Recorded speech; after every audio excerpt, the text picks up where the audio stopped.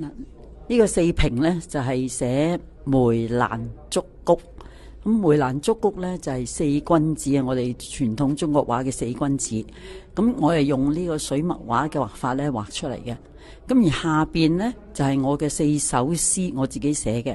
咁就係關於咧係詠梅啊、詠蘭、詠竹、詠菊。而四首詩所表達嘅咧就係唔同嘅人物裏邊係對於呢四種唔同植物，我自己對佢嘅感覺。咁第一首咧，詠梅詩咧，我哋主要咧就係諗起咧呢個林逋。林逋咧係一個隱逸詩人，咁佢晚年咧就直情係退居喺西湖嘅孤山上邊。咁佢以梅為妻，以學為子，咁所以咧佢係對梅花咧係有特別唔同嘅愛好嘅，因為佢以梅為妻嘛，所以啲人咧講話梅妻學子咧就係講阿林逋嘅。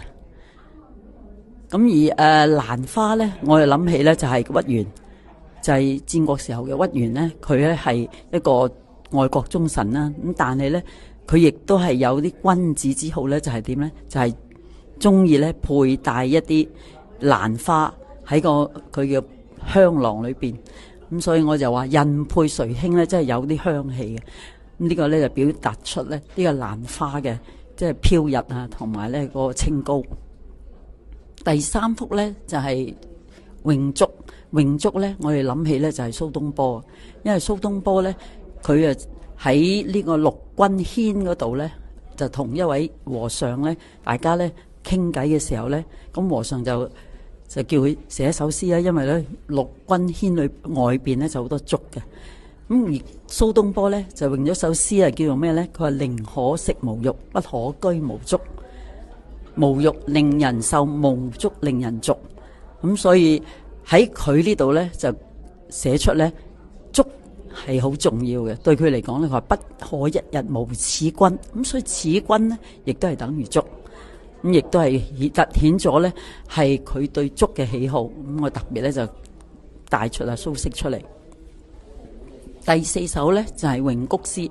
咁詠菊咧就自然想起陶淵明，因為陶潛咧歸園田居咧，佢曾經講過咧，佢自己寫過歸園田居幾首咧，裏邊咧有一個係採菊東籬下，悠然見南山。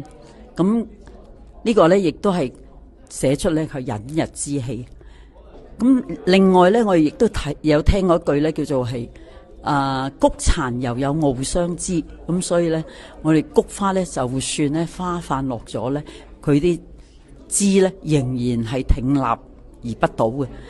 咁所以呢度咧就係指出咧呢個四種唔同嘅植物咧，其實都係有一種君子之氣。